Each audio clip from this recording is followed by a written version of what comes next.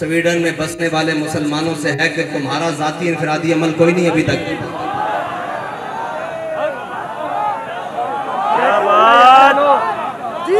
اگر تم کلمہ پڑھتے ہو تو تمہارا بھی ذاتی انفرادی عمل اس وقت بہت سارے ہو جانے چاہیے تھے. بے شک. بس اس کا تو دوسرا حل ہے ہی کوئی نہیں. اور دوسرا اگر اس کا ذاتی ہے تو پھر تمہارا بھی تو ذاتی خالد ابن الولید والا ہونا چاہیے. تمہارا ذاتی عمل بھی تو جناب غازی علم الدین والا ہونا چاہیے. تمہارا ذاتی عمل بھی تو عامر عبد الرحمن چیمہ والا ہونا چاہیے. تمہارا ذاتی عمل بھی تو جناب ممتاز قادری والا ہونا چاہیے. بس اس کی دوسری کوئی رائے نہیں ہے کہ اس کے خلاف کیا بات کریں. میرا اعلان پہلا تو یہ ہے کہ انشاءاللہ اتوار والے دن پاکستان کی ہر بڑی شاہراہ پر لبیک والے بیٹھیں گے. اس لیے کہ ہمارے پاس اقتدار نہیں ہے. آپ نے گھر سے مسلح اور قرآن لے کر آنا ہے. عصر سے مغرب تک سب نے اتوار والے دن قرآن اور مسلح لے کر آنا ہے. پاکستان کی ہر بڑی شاہراہ پر لبیک والے، جیسے لاہور ہے تو لاہور میں مال روڈ پر، کراچی ہے تو شاہراہ فیصل پر، اسلام آباد ہے تو شاہراہ دستور پر، اس طرح جناب بڑی بڑی شاہراہوں پر قرآن اور مسلح لے کر آنا ہے. ٹھیک ہے جی. عصر سے مغرب تک، اور پھر مغرب سے عشاء بھی ہو سکتی ہے، عشاء سے فجر بھی ہو سکتی ہے. یہ تو پھر اگلی بات ہے نا. قرآن اور مسلح، اور اپنے بچوں کو بھی ساتھ لے کر آنا ہے. اپنے بوڑھوں کو نہیں، مردے یار بڑھے کچھ نہیں ہوتا انہوں نے. بوڑھوں کو بھی نہیں ساتھ لے کر آنا ہے، نوجوانوں کو بھی ساتھ لے کر آنا ہے. گھر میں کوئی بندہ نہ رہے. ٹھیک ہے بھائی. جتنے لبیک والے ہیں سارے مین شاہراہوں پر، اگر شہر دور ہیں تو جو ان کے قریب مین سڑکیں بنتی ہیں وہاں پر آئیں گے. یہ ہمارا اعلان اس وقت ہے جب تک لبیک کے پاس حکومت نہیں ہے. اور اگر لبیک کے پاس حکومت ہوتی آج کے دن تو پھر کوئی تحریکی مارچ ریلیوں کا اعلان نہیں ہوتا. صرف ایک پی ٹی وی کا مائک ہوتا اور جو بھی لبیک جس کو حاکم بناتی وہ سامنے ہوتا اور وہ کہتا کہ گھروں سے ایک مسلح اور اپنا ہتھیار اور اپنی سواری لے کر شاہراہوں پر آتا.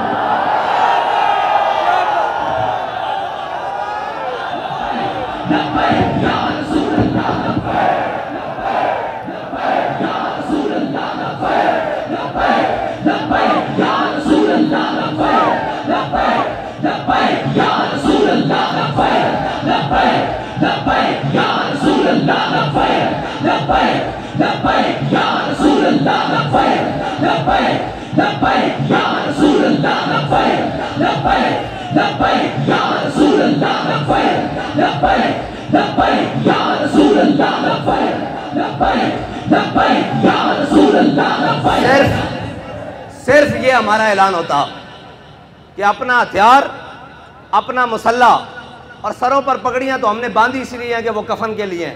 ویسے بھی سفید سوٹ پہنتے ہیں، ویسے بھی شہید تو جس حالت میں بھی چلا جائے. اور اللہ کی قسم یہ یورپی یونین نیٹو کی بات کرتے ہیں، پوری دنیا ان کے قدموں میں آ جانی تھی. اگر یہ اعلان آج بھی کر دیں کہ تمام مسلمان جو چاہتے ہیں قرآن کی حفاظت ہو تو اپنا مسلح بائیں بغل میں اور اپنا ہتھیار دائیں بغل میں، اور ہاتھ لبیک کے نعرے ساتھ بلند کرتے ہوئے باہر آ جائیں. ہم بات کرنے جا رہے ہیں عالم کفر سے کہ یا تو تم نہیں یا تو ہم نہیں. یہ ہے علاج ان کا، اور کوئی علاج نہیں ہے. یہ قرآن بابا جی پہلے بھی کہہ کے گئے ہیں، یہ قرآن اس لیے جلاتے ہیں کہ تم ملعون ہو، تم حاکم بے شرم ہو. ورنہ یار ایک اسرائیل، اتنا سا اسرائیل، آج انہوں نے اس بات کو شامل کیا ہے کہ ٹھیک ہے جی مسلمانوں کا بھی احتجاج، لیکن ہم اس کو اس لیے نہیں جلنے دیں گے کہ جناب اس میں تورات اور یہودیوں کی تورات اور انجیل ہیں جی، یہ ساری اس کا بھی جلانے کا انہوں نے اعلان کیا ہے. لہٰذا ہم سے بات اسرائیل کے سفیر نے کی ہے، ہم آئندہ کے بعد اس کی اجازت نہیں دیں گے. اس کو غیر قانونی قرار دینے لگے ہیں. ڈوب کے مر جانا چاہیے پوری امت مسلمہ کو، پوری امت کو ڈوب کے مر جانا چاہیے. اس لیے کہ ان کا ایک سفیر کہ چند لفظ وہ کام کر گئے جو پوری 1.5 ارب مسلمان نہیں کر سکے۔ اقبال کہتا ہے حفظ قرآن عظیم آئین تست، اقبال کہتا ہے قرآن کی حفاظت یہ تیرا پہلا آئین ہے، اسلام کا آئین ہے۔ حفظ قرآن عظیم آئین تست، یہ تیرا پہلا آئین ہے۔ حرف حق را فاش گفتن، کہتا ہے جب بھی حق کی بات آ جائے سرے بازار کرنا یہ تیرا دین ہے، نہ تو آئین ہے۔ اب پوچھتے ہیں لبیک والوں کا آئین کیا ہے؟ آج کے بعد آپ کو ہمارا آئین پتہ لگ گیا ہے۔ اگر لبیک کے بعد پاس حکومت آئی اور اگر کسی نے ایسی حرکت کی تو ہمارا علاج ایک ہی ہوگا،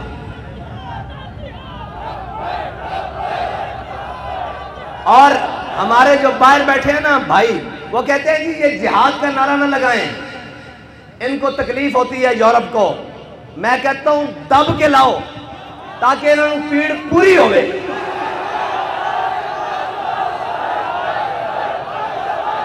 الجہاد الجہاد الجہاد الجہاد الجہاد الجہاد۔ اور نہیں کوئی ایسی دنیا افلاک کے نیچے، نہیں کوئی ایسی، اقبال کہتا ہے نا نہیں کوئی ایسی دنیا افلاک کے نیچے بے مار کا ہاتھ آئے تخت جموں کا۔ اقبال کہتا ہے دنیا میں کوئی ایسی جگہ رہ نہیں گئی کہ مسلمان کہیں ہم وہاں عزت سے حکومت کر رہے ہیں۔ اقبال کہتا ہے اس کا ایک ہی طریقہ ہے کہ جہاد کے لیے محمد عربی کی تلوار اٹھا لو۔ نہیں کوئی ایسی دنیا افلاک کے نیچے بے مار کا ہاتھ آئے تخت جموں کا۔ اور آگے اقبال کہتا ہے کہ دل کی آزادی شہنشاہی شکم سامان موت، اوپر سے لے کے نیچے تک شکم کے لیے بیٹھے ہوئے ہیں۔ دل کی آزادی ہے ہی نہیں، اگر ہوتی تو پھر قرآن کے حرمت کے لیے بات ہوتی، قرآن کے تحفظ کے لیے بات ہوتی۔ ایک سے ایک بڑھ کے لائن آیا، کہتے ہیں جی یہ جناب ایسے آئیں گے، یہ وہ آئیں گے، پاکستان کو ایسا کوئی بھی نہیں ملے گا۔ جب تم نے قرآن کو چھوڑ دیا، حضور کی ناموس کو چھوڑ دیا، ہمیں کوئی پرواہ نہیں، تم سارے سمیت جل جاؤ، تمہارا سب کچھ جل جائے، زمین و آسمان آفات و بلیات سب جل جائیں، ہمیں اس سے پرواہ کوئی نہیں۔ جب تمہارے دل میں قرآن کی عظمت نہیں تو تم بھی جل جاؤ، تمہارا گھر بھی جل جائے، تمہارے اسباب بھی جل جائیں، ہماری آنکھ میں بھی بل نہیں آئے گا۔ ہاں اس لیے ہمیں کوئی تکلیف نہیں، ہمیں اگر تکلیف ہے تو قرآن کے جلنے کی ہے، اس لیے کہ وہ تکلیف اس لیے، ہاں اگر تمہیں قرآن کے جلنے کی تکلیف ہوتی تو پھر جو ہاتھ تمہارے جانب آتا اس ہاتھ کو ہم توڑتے، جو آنکھ تمہاری جانب اٹھتی اس آنکھ کو ہم پھوڑتے۔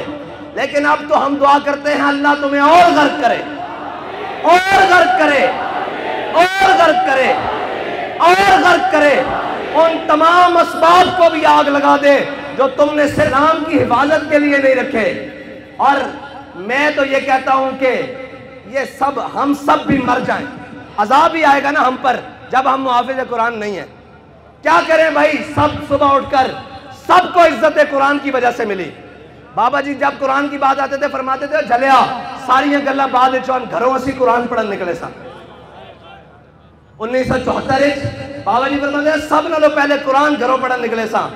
وہ کیا مولوی، وہ کیا پیر، وہ کیا حفاظ، وہ کیا قاری، وہ کیا عوام، وہ کیا جناب، سب کو عزتیں قرآن کی وجہ سے ملی۔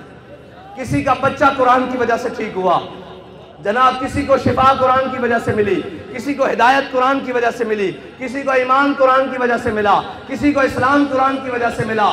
سارا کچھ قرآن کے ملنے کے بعد جب قرآن کی عزت کی باری آئی ہے تو ہم سب بے شرم بن گئے، سب بے شرم بن گئے ہیں۔ اس میں دوسری رائے ہے ہی کوئی نہیں۔ کیا کریں جی، کیا کریں؟ ایک ہی حل ہے کہ ہم سب مر جائیں اور ڈوب کر مر جائیں۔ یار ایک اسرائیلی کی بات، ایک سفیر کی بات سویڈن کو روک سکتی ہے تو 1.5 ارب مسلمان کوئی نہیں، کچھ بھی نہیں۔ یہ جھوٹ ہے، یہ پاکستان کا نام بھی، یہ ریاست کا سب فراڈ، 57 اسلامی ممالک سب جھوٹ، 1.5 ارب مسلمان سب دھوکہ، کچھ بھی نہیں ہے۔ اگر ہوتا تو تو آج قرآن کو سرعام ایسے کوئی نہ جلاتا. اور یار وارثاں دیا چیزاں کہ اس طرح لاوارث کر کے جلانا یہ بات نہیں ہے. بس ہماری بات اتنی ہے, ہاں آپ نے آنا ہے اور ہم کیا کر سکتے ہیں؟ کچھ بھی نہیں کر سکتے. کیا وہ سارے ملعون حق تو یہ تھا نا کہ آج کے دن کہتے ہیں یوم تقدس منانا ہے. میں نے کہا تم تقدس کو چھوڑو, 365 دن بھی مناؤ تو کوئی فرق نہیں پڑتا. تقدس تو وہ ہے کہ ہمارا بچہ بھی قرآن کو سینے سے لگا کے رکھتا ہے. تقدس تو یہاں سے شروع ہوتا ہے نا, اوپر تک جہاں تک مرضی لے جاؤ. اس کے نفاذ کی بات کرو. تم آج کے دن صرف 1 منٹ کے لیے نیول چیف بھی بلا لیتے, آرمی چیف بھی بلا لیتے, فضائیہ کا چیف بھی بلا لیتے, سارے آئی جیز بھی بلا لیتے, رینجر کے سربراہ بھی بلا لیتے, ساری جناب ایف سی کے سربراہ بھی بلا لیتے, سارے وزیر بھی بلا لیتے, اور سارے ہاتھ میں آج کلیشن کو پکڑ کر سفیر کو بلاتے سویڈن کو. اس کو کہتے ہو تم کہتے ہو کہ جناب ہم نے اس کو آزادی دی رکھی ہے, شخصی آزادی, ہم مذمت کرتے ہیں لیکن اس کی شخصی آزادی ہے. لو آج ہم تمہیں یہ بتا رہے ہیں کہ ہم نے قرآن کی حفاظت کا ذمہ اللہ نے ہمارے لیے لگایا ہے. ہم جب تک قرآن کی حفاظت نہیں ہوتی ہم تم سے جنگ جاری رکھتے ہیں. 1 منٹ کی بات تھی, 1 منٹ کی بات تھی, 1 سیکنڈ کی بات تھی, لیکن کوئی نہیں, نہ کوئی بات کرے گا. ہم جناب مذمت کرتے ہیں. میں نے کہا مذمت کی ضرورت نہیں, جب مرمت کی طاقت ہو تو مذمت حیثیت ہی کچھ نہیں رکھتی. مذمت تو شاہ صاحب نے کہا ہے عیسائی بھی کر رہے ہیں, مذمت تو یہودی بھی کر رہے ہیں, مذمت تو پارسی بھی کر رہے ہیں, مذمت تو ہندو بھی کر رہے ہیں.